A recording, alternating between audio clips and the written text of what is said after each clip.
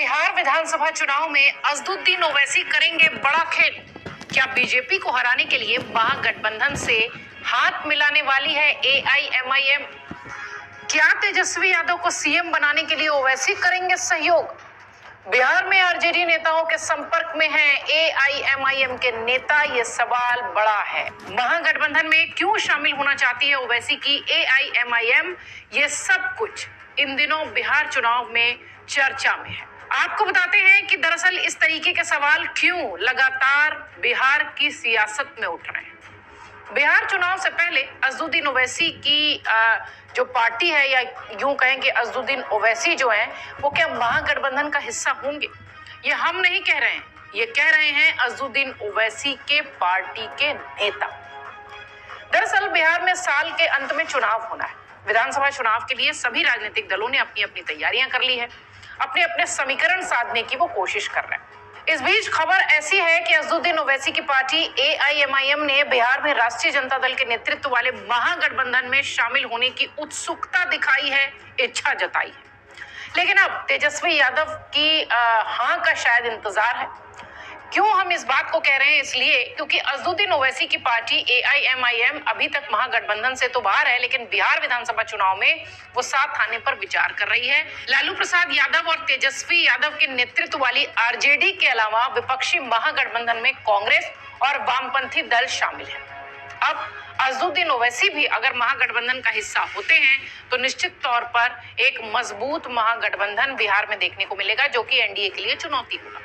दरअसल असदुद्दीन ओवैसी की पार्टी के वो नेता जो कि बहुत ज्यादा उत्सुक दिखाई पड़ रहे हैं महागठबंधन का हिस्सा बनने के लिए, उनकी वजह से असदुद्दीन ओवैसी भी चर्चा में। मीडिया रिपोर्ट्स कहती है कि एआईएमआईएम के राष्ट्रीय प्रवक्ता आदिल हसन कहते हैं कि हम महागठबंधन के साथ गठबंधन करने में रुचि रखते हैं, हम इसे बनाने को लेकर बहुत सकारात्मक हैं। हमारी विचारधारा बीजेपी को हराना है और बिहार को सशक्त बनाना है, बिहार से बीजेपी को हटाना है। बीजेपी के साथ हमारी लड़ाई कांग्रेस जैसी है, हम चाहते हैं कि महागठबंधन एआईएमआईएम को साथ ले। आदिल हसन आगे कहते हैं कि 2020 में भी पार्टी ने महागठबंधन से गुजारिश की थी, हमारा मकसद बीजेपी को हराना है। बिहार में एनडीए की सरकार पूरी तरह से फेल हो चुकी है। मुख्यमंत्री नीतीश कुमार की क्या स्थिति है, ये सर्वविदित है। साल 2014 में बिहार ने एनडीए को 32 सांसद दिए, 2019 में 39 और 2024 में 30 सांसद दिए गए, लेकिन बीजेपी ने बिहार को कुछ नहीं दिया। आदिल हसन यही नहीं रुके, उन्होंने कहा कि हमने पहले भी कई मौकों पर विपक्षी गठबंधन का समर्थन किया है। स्पीकर के चुनाव में और एनडीए सरकार द्वारा लाए गए विधेयकों पर हमने विपक्ष का ही साथ दिया है। एआईएमआईएम के प्रवक्ता ने यह भी कहा कि महागठबंधन में आरजेडी बड़ी पार्टी है, तेजस्वी यादव को मुख्यमंत्री बनना है। एआईएमआईएम ने कभी मुख्यमंत्री बनने की बात नहीं कही, हमारी मांग केवल सीमांचल को आर्थिक पैकेज और विशेष दर्जे की है। इस पर अगर आरजेडी तैयार है तो हम उनके साथ आने को तैयार हैं। कई सरकारों को समर्थन देने का जिक्र करते हुए उन्होंने कहा कि कांग्रेस अगर तेलंगाना में एआईएमआईएम को सम्मान दे रही है तो बिहार में भी तेजस्वी को बड़ा दिल दिखाना चाहिए। यूपी में हम साथ रह चुके हैं, तो फिर भला परेशानी क्या है? उन्होंने कहा कि जब बड़ा दिल नहीं दिखाएंगे तो लोग लड़ेंगे और तीसरे को इसका फायदा मिलेगा। आदिल हसन ने यह भी माना कि एआईएमआईएम के नेताओं ने भी अभी तक गठबंधन के लिए आरजेडी और कांग्रेस नेताओं के साथ कोई औपचारिक चर्चा नहीं की। आदिल हसन कहते हैं कि जब ये नेता विधानसभा में मिलते हैं तो वो सुझाव देते हैं कि हमें एक साथ चुनाव लड़ना चाहिए। एआईएमआईएम भी यही कहती है, हम तैयार हैं, लेकिन आरजेडी को इस मुद्दे पर फैसला करना होगा।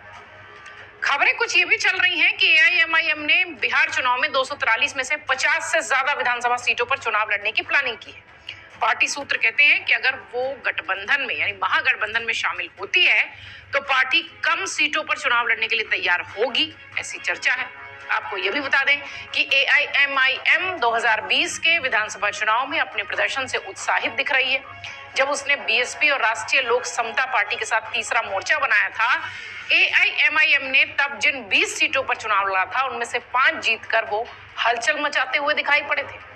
पार्टी को इन 20 सीटों पर डाले गए वोटों का जो प्रतिशत था वो भी लगभग 14.5% के आसपास का था। एआईएमआईएम ने जो 5 सीटें जीती वो सभी पूर्वी बिहार के मुस्लिम बहुल सीमांचल क्षेत्रों की थी, जिसमें अररिया, पूर्णिया, कटिहार, किशनगंज जैसी सीटें शामिल थी, यहाँ के जिले शामिल थे। हालांकि एआईएमआईएम को तब झटका जरूर लगा था जब उसके 5 विधायकों में से 4 मोहम्मद इजहार अस्वी, शहनवाज आलम, सैयद रुकनुद्दीन और अजहर नईमी आरजेडी में शामिल हो गए थे। प्रदेश एआईएमआईएम अध्यक्ष अखरुक ईमान इस समय पार्टी के एकमात्र विधायक हैं जो कि ओवैसी के प्रति, अपनी पार्टी के प्रति निष्ठा दिखाते हुए दिखाई पड़ रहे हैं। महागठबंधन के साथ गठबंधन के सवाल पर एआईएमआईएम के नेता अख्तरुल ईमान ने कहा कि हमने एक प्रस्ताव रखा है कि यदि आप सांप्रदायिक ताकतों को कमजोर करना चाहते हैं तो उनके खिलाफ समान विचारधारा वाले दलों को एक साथ आ जाना चाहिए। हम अपनी भागीदारी चाहते हैं। हमने बिहार में महागठबंधन के सामने ये प्रस्ताव रखा है, लेकिन जब तक चीजें अंतिम रूप नहीं ले लेती तब तक कुछ भी पुष्टि नहीं की जा सकती।